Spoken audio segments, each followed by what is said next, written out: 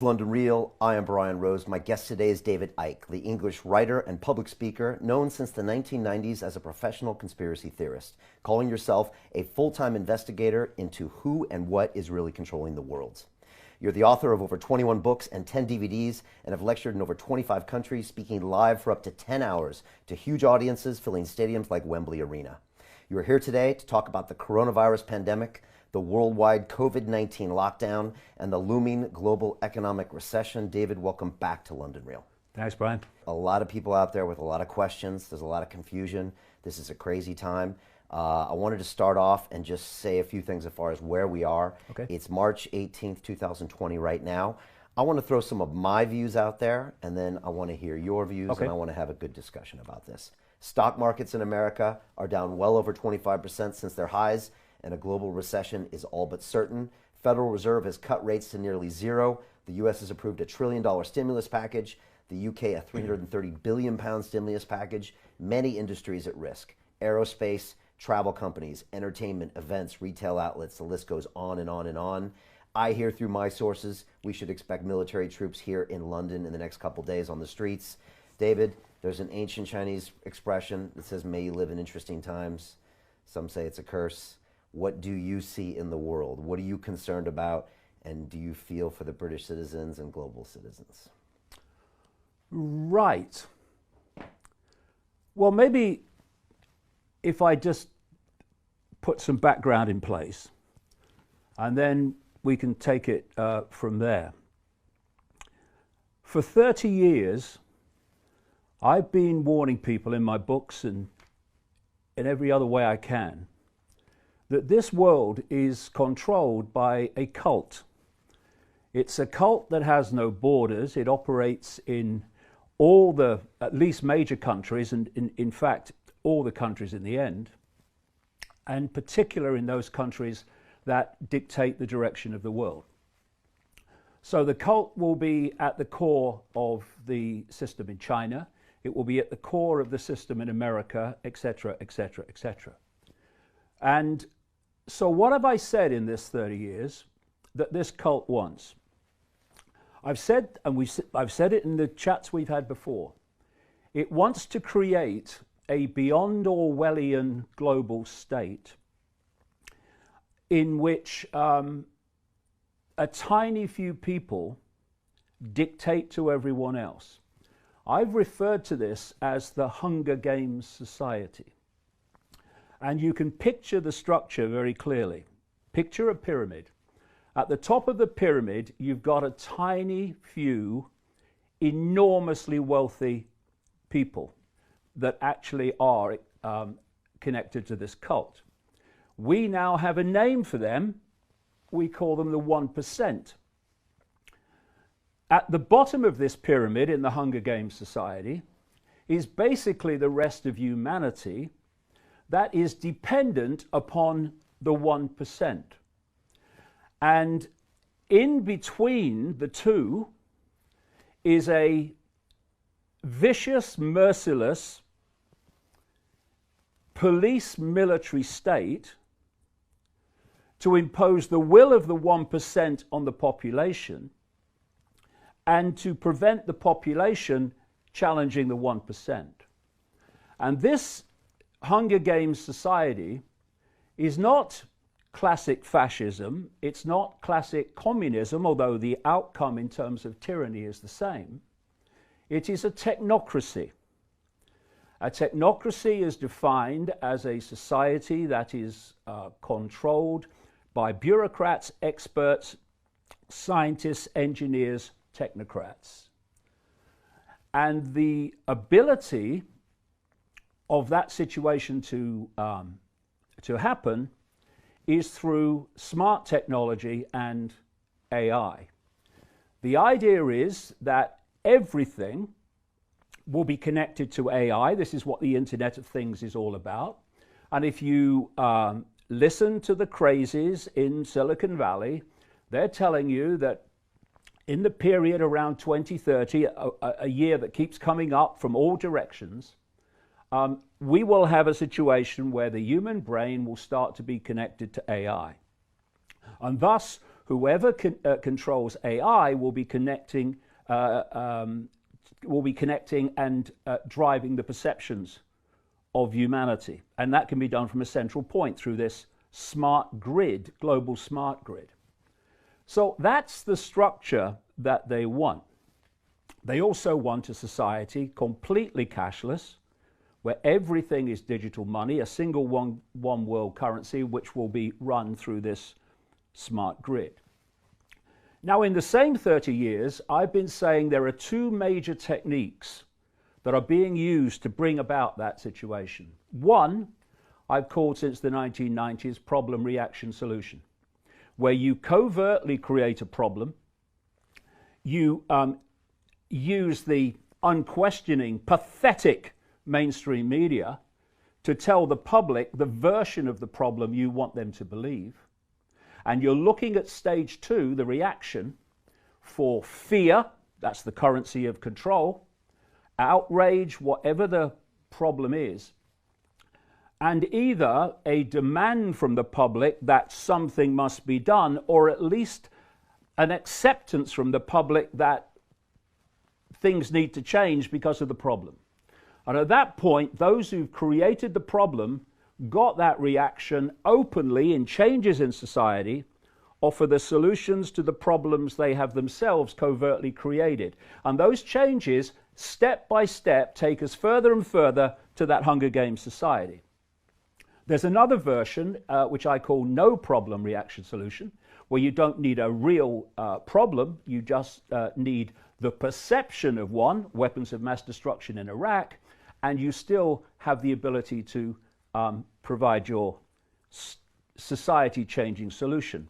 The stablemate of problem reaction solution is what I call the totalitarian tiptoe, where you start at A and you know you're going to Z, but you know if you go in too big a leap, people will look up from the game show and the latest Simon Cowell and say, what's going on, because the change is so great. So you do it in as big a steps as you can towards your outcome, but not so fast or big that you alert too many people to the fact that it's a pattern. What you want people to believe is everything is random. And I have this other phrase which relates to all this: know the outcome and you'll see the journey.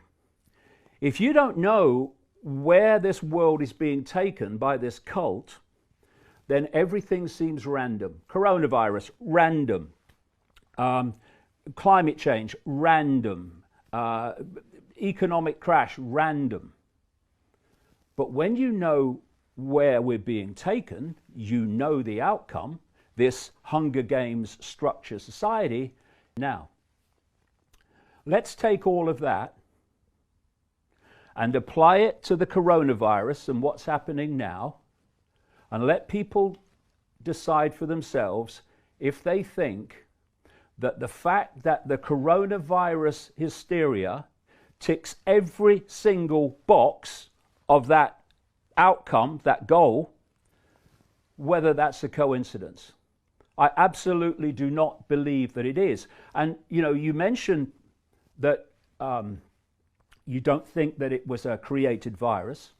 But the fact is, whether it was or whether it wasn't, doesn't matter to the fact that once you roll this out, it takes on a momentum of its own. I agree with that. And therefore, what is unfolding was desperately predictable. And in fact, we'll get into this as we chat, two massive 1% organizations, one in fact 6 weeks before this virus came to light in China, were playing out scenarios and simulations based on exactly this scenario that's unfolding now. Okay, but the coronavirus is real and it is dangerous. You do believe that? Well, not as a black and white, no. Okay, but it is real? Obviously, there is a strain of this coronavirus, because there are many coronaviruses, which appears to be different. But if you look in terms of the danger is to a certain section of society. Do you know, mainstream doctors, I watched an interview with one in America only 2 or 3 days ago, And they're saying, well, just to put into context, 80% of people that are diagnosed with coronavirus have, and this is his quote, very mild symptoms. The ones that are in danger, and by the way, in danger from any virus, including the classic flu, are those that have compromised immune systems. And they are old people, elderly people, and they are people with what is termed pre-existing health problems. Why? The pre-existing health problems are putting so much pressure on the immune system, it's already weak when it's hit with this.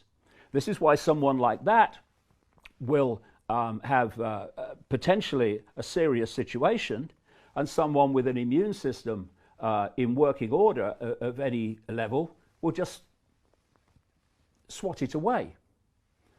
And another point, you know, have we not learned yet to take what the authorities tell us with a pinch of salt until it's proved otherwise? In a massive way, you are diagnosing on the basis of symptoms. How the hell do you know they've got this coronavirus strain and not something else? So I would hold back on believing the figures. And I would also... those figures I mentioned, are you unsure about those? I question any figures coming out of mainstream authority. Okay. I've been investigating the mainstream everything for 30 years. And, you know, most of the time, if they ever told the truth, they would genetically implode from the shock. So I question everything. And if it stands up, it stands up. But I don't just take it because someone in a suit has told me to believe it. For instance, you know, in 2017, 2018, 45 million people got the flu in America, according to Centers for Disease Control and Prevention figures. 61,000 died. Where was the hysteria then? 61,000 people dying. Well, they say that this is more dangerous and more contagious and what's potentially going to kill more people. Because otherwise, that's a good question, David. Everyone's like, well, how come people aren't worried about this when the flu from 18 killed 50,000? This has only killed 8,000. The point is, though, this is the point, that according to officialdom, 80% of people who get the coronavirus, diagnose the coronavirus, have not necessarily all got it, have very mild symptoms. The vast majority of the rest have what they call moderate symptoms, and that leaves some with compromised and weakened immune systems who get the serious end of it. And they get the serious end of the flu as well, and other viruses. And these people are clogging up the Italian health system right now. Do you believe that's true? The point is that what we surely should be doing is focusing on those people and doing what is necessary to protect them and their immune systems from the consequences.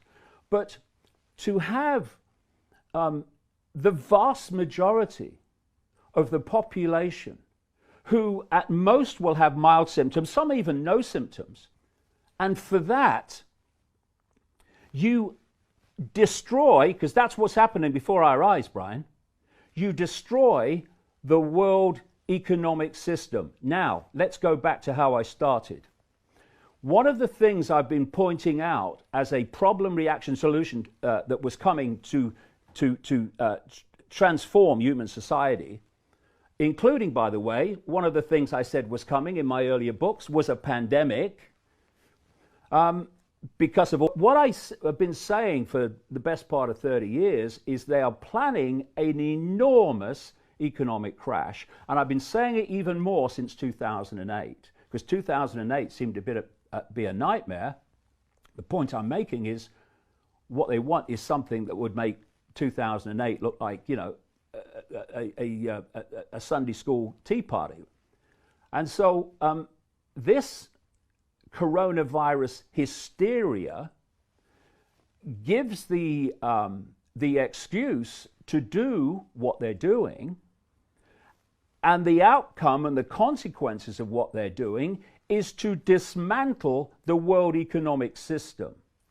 Now, another thing I've been saying, this Hunger Games society, I've been saying this for a long time, is designed to have no small business, no even medium-sized business, globally, just gigantic corporations that control and produce everything. Amazon is a classic example of what I'm talking about. What this coronavirus hysteria is creating is a situation unfolding by the hour worldwide that is destroying small business, family business, even medium-sized business, some even relatively big businesses too. It's destroying them. The big legacy of what is happening now will not be to do with health long term, it will be economic. I agree with you. It's going to be catastrophic. Now, here's the point. What happens to those people whose businesses collapse? What happens to all those people who were working for those businesses? For bars, for hotels, for all these businesses that have been targeted, don't go there, shut down. What happens to them? They fall into the bottom of the Hunger Games society. And what we're seeing now, every day, is this Hunger Games society coming closer and closer and closer because of what's being done in the name of protecting the people. I got news for you. You go deep enough into this system, they don't give a shit about the people. We are being asked to believe now that this system cares about old people. We must protect the old people. We must destroy the world economy to protect the old people. Oh, these would be the old people, would they, that have paid in their entire life through taxation and other means, and at the end, in their final years, they get handed a pittance of a pension which gives them the choice between being warm or being hungry. And what does that do? When people are going without essential things because the system doesn't care, and they're having to buy shite food because that's all they can afford. They can't have nutrients to boost their immune systems because they can't afford them, and the mainstream everything's not telling them they need them anyway. And at the same time, they're breathing in shit air, drinking toxic water and other drinks, being deluged with sugar, which has a phenomenally destructive impact on the immune system. All this is going on. We're living in an electromagnetic, technologically generated soup of radiation toxicity. And this system has allowed that to happen, has allowed corporations to do that. And now, having done all that, that's devastated the lives and the immune systems of old people, we are being asked to believe that the system cares about the health of the elderly. It doesn't give a shit. And I'm not talking about the nurses. I'm not talking about the doctors. I'm talking about that at the core which is driving this. And the idea that all these things are being done to protect the elderly, they don't give a shit about the elderly. The elderly are an excuse to impose the very society that I'm talking about. Now, if you look at when these things happen and great Orwellian, draconian things are put in place. Oh, we've got to do this because of the problem. Well, the problem eventually passes. This virus will eventually flatten out. But what you see every time, 9/11's a classic, they'll roll back some of it, but not nearly roll back to where it was before. When did I first write this? About 1993. They want a cashless society, a digital cashless society, one world currency, which has phenomenal implications for freedom. They want rid of cash. And what was it this guy Tedros, the head of the World Health Organization, a man I wouldn't trust to tell me the time in a room full of clocks, by the way, he said, don't touch cash. Use cards because the virus can pass on through cash. I've come up here today for this chat 3 times in places that are always cash. I had cash turned down. No, we're only taking cards. And when this runs on, they're going to be justifying a cashless society on the basis of that you can pass viruses on through it. And they're going to be saying, we can't have this again. We can't have this happen again. So you're going to have more technological testing of people for whether they have a temperature and all this stuff. And the whole surveillance is going to move on, exactly as it has in China. Right. If people thought China had reached the point of beyond Orwellian, well, you just look what they brought in as a result of this coronavirus. Okay. I want to talk about that technology because it's a very good point. But now Italy right now, we're looking at Italy, and from what we can see and hear, the hospitals are chock full of people that are dying. There's not enough respirators, etc. I mean, surely we must do something about this, David. I know what you're saying is that these things will pass and we're crushing our global economy, which actually has bigger implications than the health. I agree with you. This will ruin people's lives. Well, not only that, it will cause massive amounts of ill health and death. I agree with that too. I agree with that. It's just pushing it down further. But what about these people that are dying and clogging up hospitals and the fact that could happen with the NHS? That is a reality. Well, I've thought all along, and it seems to be the case, that the strain that is prevalent in Italy is something of a stronger nature than what's generally circulating, and also in Iran. It was a little odd. And members could have been a coincidence. Well, I mean, you know, after 30 years, Brian, coincidences are something I have to be very well persuaded, because coincidences don't turn out to be so. They turn out to be made to happen. Anyway, I mentioned that one of the problem reaction solutions that I've said in the books over the years that they were going to use to justify this Hunger Games society was a pandemic. You look at the movie Contagion, I think it was 2011. I watched it last week. It's basically coming out of China and stuff like that. Yeah, Stephen. You know, I've talked to you in previous chats about something called preemptive programming, where they preempt something to put it into the subconscious mind, even the conscious mind, through Hollywood, and then suddenly it kind of happens for real. But I was sent a document from 2010 that was published by the Rockefeller Foundation. The Rockefeller Foundation obviously is a front for the Rockefeller family, which is fundamentally involved in this global cult.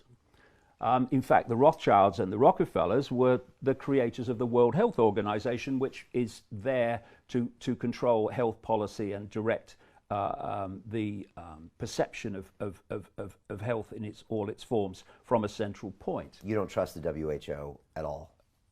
Well, it's currently headed by a guy called Tedros from Ethiopia, who was a Politburo member in a Marxist government that's been running Ethiopia for a long time. He was health minister and was exposed 3 times for covering up cholera epidemics in Ethiopia, and now he's head of the World Health Organization telling us about the coronavirus. You will understand if I don't agree or even believe a word that comes out of his mouth. See, these organizations are not there to serve the public. They're there to serve this agenda. So who came out and said, oh no, don't touch cash, you pass on the virus, just use Tedros, same guy. He's the one that praised China for a wonderful job they did with the coronavirus and what have you. Now, this Rockefeller Foundation document was about a scenario involving, and we had something called Event 201. This was a simulation of a coronavirus pandemic where they're discussing how they control information. And they're saying, how do we deal with the anti-vaxxers? How do we make sure that the official narrative of the pandemic is the one that's dominating the internet and all these lines of communication, and not what they call conspiracy theories, putting another point of view. And all these things that they talked about in this scenario have happened. We've had Facebook and Google saying that they're going to make sure that first of all, the World Health Organization version gets free advertisements, and they're going to suppress the other opinion, what they call conspiracies and what have you, and disinformation and fake news. Who decides if it is? They do. We've had YouTube this week say that because they don't have the same number of staff, they're going to now have videos taken down purely by AI algorithms, and because of that, they say a lot more videos are going to be taken down, even those that don't, break what they call community guidelines. So all these things that were decided in this Gates World Economic Forum 1% simulation 6 weeks before, that they should happen are happening. And that was all public information about them doing that, or you got the report about it? Okay. No. I read the actual document of the Rockefeller Foundation and its scenario, which is exactly what's played out. But the Event 201 simulation was filmed. You can see it on the internet. Okay. And now they're running that playbook right now. Exactly the same. Because what happens if you only believe the official version of everything is the official solution for the problem you believe in is going to take us further and further down the road to a society that would make George Orwell bloody wince. And all the things that I've said this cult wants, this cult is getting as a result of this coronavirus. Okay.